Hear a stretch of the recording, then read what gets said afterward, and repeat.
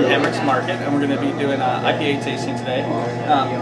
So I just wanted to talk with you. Now, we hear a lot about tasting beer, and a lot of people just jump right to the taste of the beer. Was it good? Was it bad? But what really goes into tasting beer? Now it's more than just taste. Sure, I'm glad you asked that. So there's a several step process to tasting beer the right way, and that's what we're going to try and do today, is inspire people to think more about the way that they drink beer. Because the more awareness that we have for these products, the better that the small companies are going to do. So I mean, first and foremost, when you pour beer in a glass, you look at it. Appearance. Appearance is step one to tasting a beer. What does it look like with this? I can look right at this and say this is super filtered. Gorgeous light gold color. Nothing floating around in there or anything? Nope, and very good head retention. Okay. And so from there you go directly to aroma. So you pick it up and you smell it, and you focus on not just taking a huge breath in, but little sniffs like a dog. Okay. And that helps exactly, and that helps pick up a little more subtlety. And you think, what is this? Does it smell sweet? Does it smell vegetable-y, peppery? What am I getting there? And so then you finally taste it. And the part everybody likes. Exactly. And so, you want it to go over every bit of your tongue.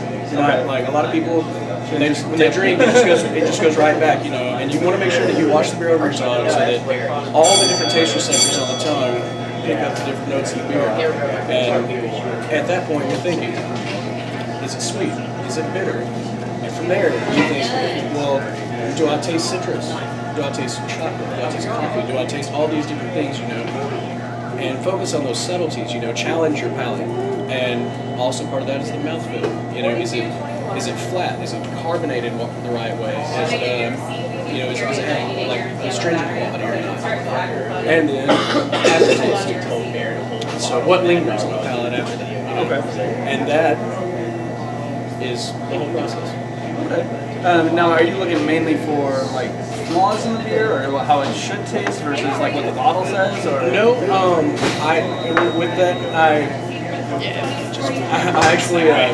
I don't like to encourage people to look for flaws in beer. Obviously you get to a point of understanding when you've studied enough about the beer that you will find flaws.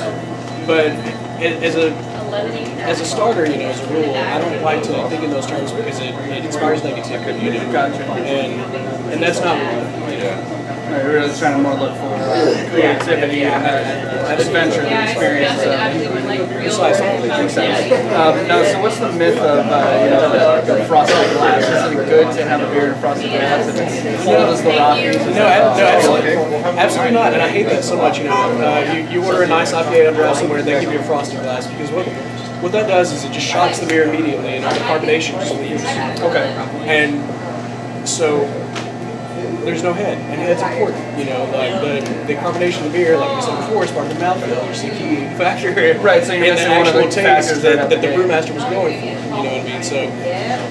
So no, a lot of times I'll turn down a frosted glass. Makes sense to me. So what got you into this? Now, did you start out liking craft beer, or? Honestly, I was a wine guy at first. I moved down here 4 years ago from Texarkana. I had a huge understanding of wine, and second week I was here, I went into a bar. I had some craft beers and enjoyed them much more than the swill that just gets pushed onto the masses. Right. And I saw a tap marker and it said Pecan Porter. It was the 512 Pecan Porter. And I thought, well, that sounds great, I want to try that. And I absolutely fell in love with it. And that got me really interested in what was going on in Austin with the craft beer scene, And then from there, it just expanded, and left wine behind. And beer drinker now. There you go. No, yeah, Austin's got a great market here. I mean, there's so many craft breweries. I'm really excited for what's going on. So, now, was the Pecan Porter the one beer that did it for you, or is there something else? I'd say it was. I mean, because really, like, I had other good beers I liked, but that was the one that really pushed me over the edge. I was very porter and stout centric for a long time, and then got into the IPAs, then got into the Belgians, to sours. It's so interesting to try all these different styles, and each has its own unique, characteristics on it. Absolutely. Now, what was your first beer that you ever had? First beer ever.